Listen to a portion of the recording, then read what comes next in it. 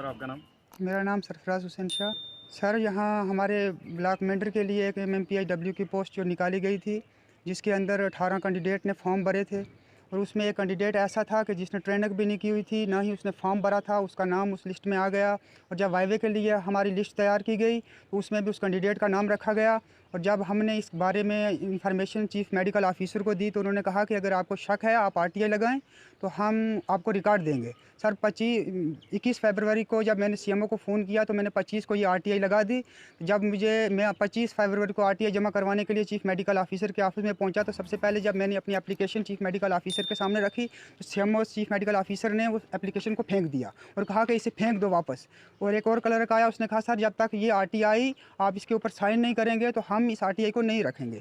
तो उन्होंने साइन किया, RTI रखी गई। फिर मैंने 19 फरवरी को वापस फ़ोन किया, वहाँ पे जो क्लर्क है सजाद मलिक, उसे फ़ोन किया कि आया क्या मेरी RTI तैयार हो गई है? तो उन्होंने कहा कि हाँ आपकी RTI तैयार हो चुकी है, आप आ जाए ले लें। मैंने कहा मैं एक हिली एरिया का रहने वाला हूँ तो मैं आज तो नहीं आ सकता, अगर मैं कल 20 तारीख को यहाँ पे आपके पास पहुँचूँगा। 20 तारीख को जब मैं वहाँ पर पहुँचा तो वहाँ पर ऐसा सिस्टम इख्तियार किया गया कि मुझे बाहर बिठा दिया गया और एक हमारा जो वहाँ पे पड़ोसी एक है जो यहाँ पर SO का काम करता है, उसके रूम में हम चले गए तो उन्होंने वहाँ पे बड़ी कस्में वगैरह खाई कि हमारा इसमें कुछ रोल नहीं है। इसी असना में वो क्लर्क जो वाइवे के दिन जिसने उस कैंडिडेट के डॉक्यूमेंट चेक करने से इनकार कर दिया और उसे रसीद दे दी अंदर जाने के लिए।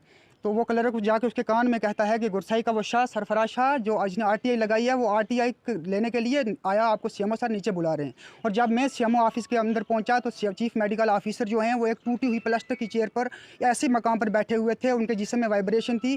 और सबसे पहले चीफ मेडिकल ऑफिसर ने मुझे ये पूछा कि आप RTI को क्या करोगे? मैंने कहा सर मेरा राइट है, मैं अपने राइट के लिए आया हूँ, आप मुझे RTI जो आपके कहने पर मैंने RTI लगाई है, आप उस RTI का मुझे जवाब दो। कहा आप बाहर जाइए और हम आपको अभी देते हैं। मुझे 3-4 बार उन्होंने अंदर बाहर किया और मुझे सबसे पहले जो उन्होंने मुझे सबूत देना शुरू किया वो 12th की परसेंटेज दिखाने लगे, जबकि 12th मेरी पास ही नहीं है। यानी सब काम उन्होंने अपने हाथों से किया। और जब मैंने चीफ मेडिकल ऑफिसर के सामने उस क्लर्क को कहा कि हमारी 10th की परसेंटेज निकाले और जिस मकसद के लिए मैंने ये RTI लगाई है आप सारा रिकॉर्ड मेरे सामने रखें, तो मुझे बार बार अंदर बाहर करते रहे। और जब मैंने उनसे रिकॉर्ड मांगा जबरन ज़बरदस्ती चीफ मेडिकल ऑफिसर उठे और उन्होंने मुझे हाथ से पकड़कर ज़बरदस्ती RTI की उस फाइल के ऊपर साइन करवाने की कोशिश की। तो मैंने इनकार किया। मैंने कहा सर सब जब तक आप मुझे ये जो फाइल है ये मेरे हाथ में नहीं दोगे मैं देखूंगा नहीं आया जो चीज़ें मैंने आपसे तलब की हैं आपने वो मुझे दी हैं या नहीं है। जैसे भी मैंने वो देखी तो उसमें कुछ नहीं था, ऐसे ही एक एडवर्टाइजमेंट नोटिस वगैरह रखा, नंबर रखा हुआ था। तो मैंने कहा सर मैं इस पर साइन नहीं करूँगा। CMO सर उठे और उन्होंने मुझे थप्पड़ मारा और फ़ौरन ये हुक्म दिया कि मेरा PSO कहाँ है, उसे निकाला जाए और इसे अरेस्ट किया जाए। और फिर मुझे ये धमकी दी कि अगर दोबारा तुम इस दफ्तर के अंदर आए तुम्हारी टांगें तोड़ दी जाएंगी और तुम्हें अरेस्ट किया जाएगा। मेरा सवाल ये है, मेरा गवर्नर साहब से भी ये सवाल है, आपके चैनल के माध्यम से मैं आपका तहे दिल से शुक्रगुजार हूँ कि आपने मेरी आवाज़ को आगे पहुँचाने के लिए आपने मेरा साथ दिया। कि क्या एक कैंडिडेट के जिसने मेहनत करके जिनकी ट्रेनिंग का पीरियड 18 महीने का है वो अगर 5 साल के अरसे के अंदर ट्रेनिंग करके फारिग होते हैं तो जब वो अपने ही डिस्ट्रिक्ट के अंदर चीफ मेडिकल के ऑफिसर के ऑफिस में जाते हैं तो क्या वो अपने राइट के लिए चीफ मेडिकल ऑफिसर में जाना उसको इतना महंगा पड़ जाएगा कि उसे थप्पड़ रसीद करने पड़ेंगे और उसे ये धमकी मिलेगी कि आपको अरेस्ट किया जाएगा। इसी असना में मैंने ये एक एप्लीकेशन डिप्टी कमिश्नर साहब के ऑफिस में पेश की।